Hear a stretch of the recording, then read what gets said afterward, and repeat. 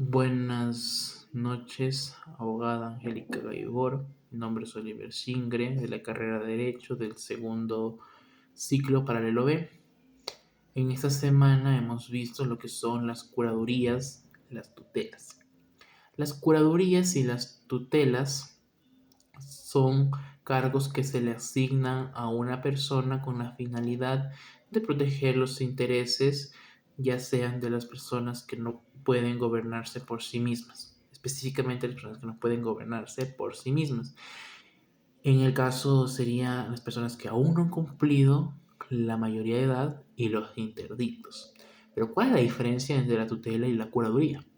Pues generalmente la tutela es para específicamente los menores de edad y la curaduría se da para personas interdictas, personas mayores de edad que no pueden gobernarse por sí mismas ni los bienes como tal.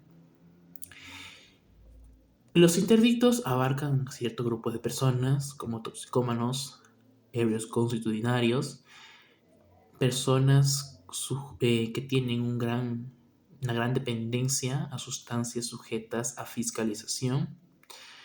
En la práctica es más complicado una persona que sea tutor que un curador, debido a que generalmente el tutor, aparte de cuidar los bienes del menor, tendría que cuidar también de la integridad del menor, asegurarle alimentación, educación, pero por otro lado la curaduría, al ser una persona mayor de edad, que por causa no pueda hacerse cargo de sus bienes, generalmente solo se hace cargo de los bienes y en casos especiales donde no pueda incluso cuidar de sí mismo, pues ya le tocaría al curador cuidar de sí mismo. Existen tres tipos de curadurías, tutelas, que son las testamentarias, las legítimas y las dativas. Las testamentarias se da mediante un testamento. Un testador realiza un escrito qué persona quiere que se haga cargo de su hijo o hija. Pero no todos los padres pueden dejar un curador o un tutor mediante un testamento.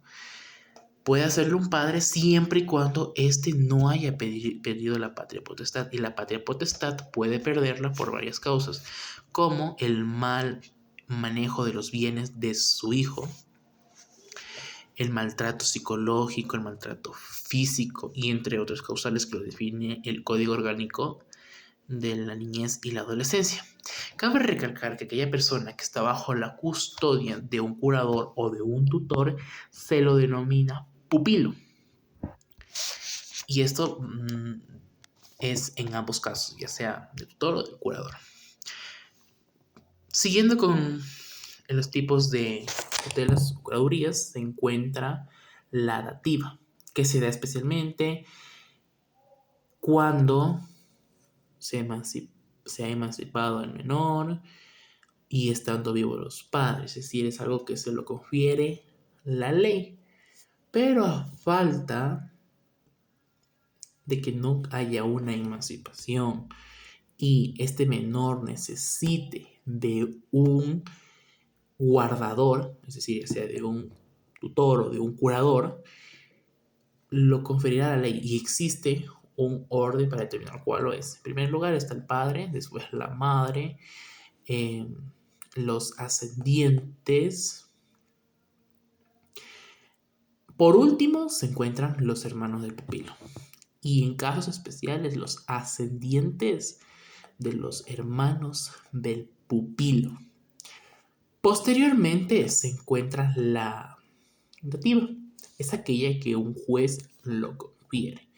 Puede darse en el caso donde hay una demora, donde por las circunstancias del, del conflicto que hay en ese proceso, se esté demorando en asumir el curador. Entonces, en ese caso, el juez podrá ser de curador interino y se busca un curador interino. Un curador interino es aquel que está por un tiempo realmente corto hasta que el juez preste oídos a los familiares del pupilo y pueda elegir a un curador.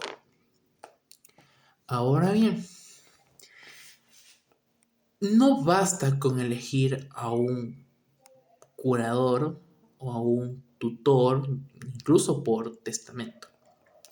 Se necesita el discernimiento. El discernimiento es la otorgación judicial para que esta persona cumpla con sus responsabilidades.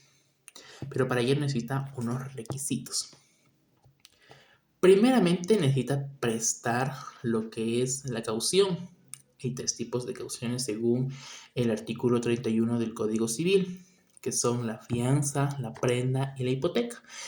¿Y por qué se debe presentar esto? Se lo debe presentar principalmente porque esto es una garantía de que va a hacer un buen uso de los bienes del pupilo y una buena administración. ¿Quiénes están exentos de presentar esto? Pues los familiares del pupilo, porque se asume que al ser familiares no habrá una mala intención en el manejo de los bienes del pupilo. También se debe hacer un inventario solemne, con la finalidad de que no haya oscuridad en cuanto a los bienes que tenga este pupilo. Hay un plazo de 90 días y en el caso que no se cumpla, pues esta persona pierde su derecho a ser tutor o curador. Hay casos donde el pupilo no tiene muchos bienes. En esas circunstancias, ya no es necesario hacer un inventario. Lo que se hace es un escrito privado que cuente con testigos y se lo presenta ante un juez. Pero si la situación es diferente y el pupilo sí tiene varios bienes, pues es necesario el inventario solemne.